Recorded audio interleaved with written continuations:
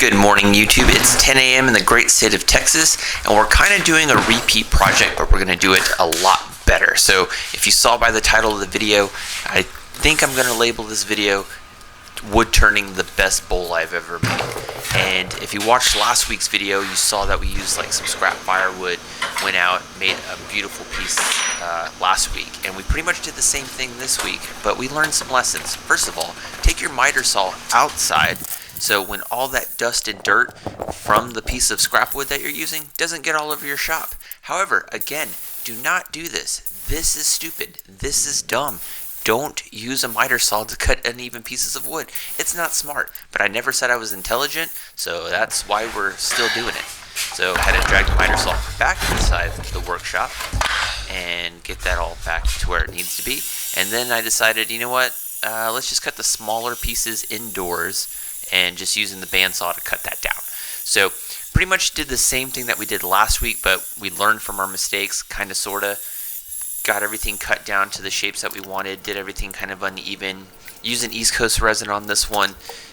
Poured it exactly how I thought it should be poured this week. However, as you'll see a little bit later, there's going to be a little bit of issue. Even though I consider this to be possibly, in my opinion, the best bowl I've ever made, this project did have a couple of problems, and we'll get to that a little bit later in the video. But essentially we're using this dark purple, and then we mixed some black and white pigment together, and we're going to get this really cool marbling effect. So I tried to save the mold again, didn't use as much hot glue to keep everything down. However, did not work out the way that I wanted to. But beautiful casting here, beautiful pour. Put that all down. 4.5 hours in the pressure pot, and then you can hear that nice sound of all that air being released, and the gauge is going down. Let all the air escape, and then we're going to come back and lift the lid. So 4.5 hours in the pressure pot. Had a lot of cracks on this one, and again, this isn't deep a deep pour epoxy, so sometimes the cracks aren't as bad, but we had quite a few in this one. So we're gonna have to come back and add more resin like we did last week and try to get the mixture the same way that the original mold was. And I did this one early in the morning. It's 1,000 degrees in the state of Texas right now, so all this is gonna have to be done, in the middle of the night or really early in the morning. So I poured that in there. By the time everything casted, I started this project at 3:30 in the morning-ish a couple of days ago. Let it set up in the pressure pot. So essentially what happened is the day after I initially poured the resin, I came back, fixed the cracks, left that out. It cured for about 4 to 5 days, and then we're actually doing this on an early Friday morning. So couldn't save the mold. I had to crack the damn thing open, and I only have one of those molds left, and they're kind of hard to find at the dollar store. So gonna hope that everything goes well on the next project. So here we are, day 5 or 6 of this curing. Looks absolutely gorgeous. Love the marbling. Love how this looks. Really happy how this turned out, and the colors are amazing. So that's finished. Gonna get this faceplate on next. That's the next step of the project. And if you watched last week's project, I said I need to use an impact driver to get these deck screws in, because it's a lot of epoxy to work through, and the Ryobi is like screaming for help as I did this. But I decided, we'll put the screws in and we'll use the DeWalt impact driver to take it out. So put that onto the lathe, and you can see there's a lot of wobble on there, so it's not evenly set up the way it needs to be. But surprisingly, once I put it onto the lathe, not as much wobble as I initially thought there would be. But as you'll see a little bit later in the video, we're gonna have some issues as far as like the wobbliness. So I have a little MIDI lathe, and this is probably the max size for this lathe to kind of tolerate. So a lot of vibration on the chisels, a lot of vibration on the piece, but the resin cured up real well, so we're getting really good shavings, really good ribbons off, a lot of good material. And this part went relatively smooth. I didn't get shot in the arm again like last week, and I'm pretty happy how this is pretty much turning out so far. And I think the big reason for that is because we haven't hit the wood pieces yet. And this wood that I'm using is, again, scrap wood that was basically just firewood that has been out on my porch. And it's just so dry and brittle that when the chisels do hit that piece of wood, it just becomes dust. It's not even ribbons, basically. It's just dust, and you can see that a little bit there on the tail stock. It's just basically dirt exploding off. So got everything shaved down to a nice even, or we got the shape formed the way we want it, and I love how the pieces look already. So here we are, just making the mortise, and we learned from last week's project not to go as wide, but went a little bit deeper than we usually would, and then just made it to barely fit the chuck. I found that to be a lot more helpful, and that will come in handy a little bit later in the project, because things happen. So once we did that, now I'm trying to take this off, and you'll see here, the moment I pull the trigger, it's so loud. Even though I have the doors to the workshop closed, it's so loud, and it's like 3-4 o'clock in the morning at this point, and I was really afraid of just like waking up the neighborhood. Even though you can't really hear anything in my workshop because I have the doors closed, I still didn't want to risk the biscuit. I was like, don't be that neighbor that's making all this noise. But once we did that, then we just switched it up on the lathe. The Ryobi held up. It was just a little bit more difficult to get it all out, get those deck screws out. But now we're just making everything nice and even, and I'm already getting a little bit of wobble on there, which has got me concerned. So you'll come see me reattach the headstock, grip a little bit better, and I'm really having to take my time with this, stop the lathe, and then tighten down the chuck a little bit, because it's just wobbling at this point. And once you work off all that material, it makes it a little bit more difficult. And once we got deeper into the actual bowl itself, the dust and the dirt from that wood is just gunking up my camera lens. So my camera's like 4 years old, and I'm having to stop and start, clean the camera off. So a lot of the gouging portion you guys are actually missing. I wasn't able to capture everything that I wanted to, and that was a big issue. And I don't have the door open, so the ventilation's not better. So I need to get either new.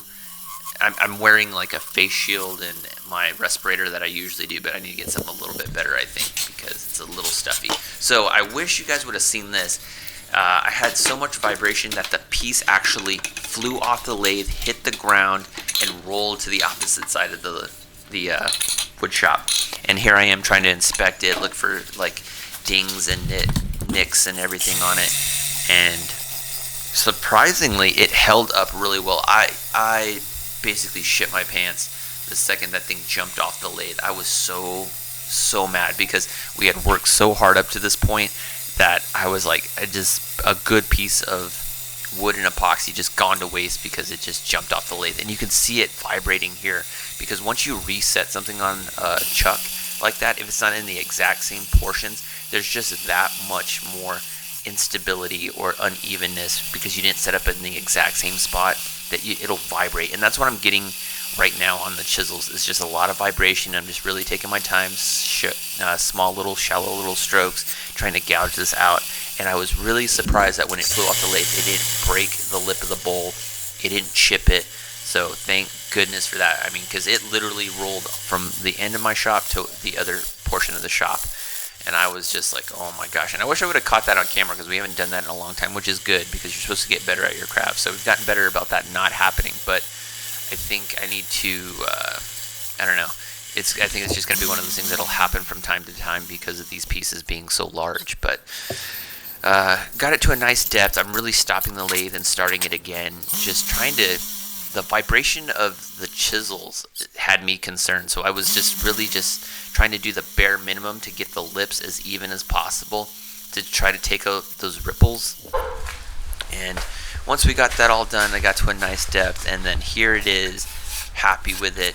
The lip of the bowl looks good. There's no chips. We fixed all the dings, and here's what the workshop looked like after we had shaved down shaved down everything or gouged it out. Just dust. That's all that's there. And it's not the chisels. The chisels are sharp, and it's just dust because the wood is so old. But here we are.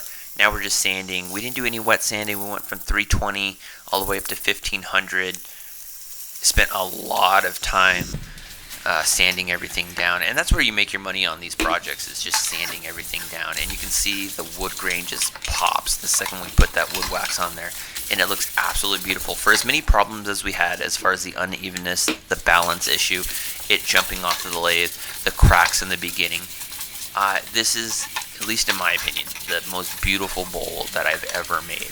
And I know I said that last week about last week's project, but I think I've gotten a lot better to where I can start creating stuff like this, and that's kind of what I want to do. So if you guys watch my YouTube shorts, you guys will be able to see some of the projects. I put in the resin pouring for this project, a little bit of like slow motion ASMR, like wood shaving video on my shorts. So you'll see a lot more shorts. We're still going to do long form content, obviously, but we're going to get better about making these videos and making projects, and I absolutely love how this turned out. This looks absolutely gorgeous. You guys can't even tell how cool this looks.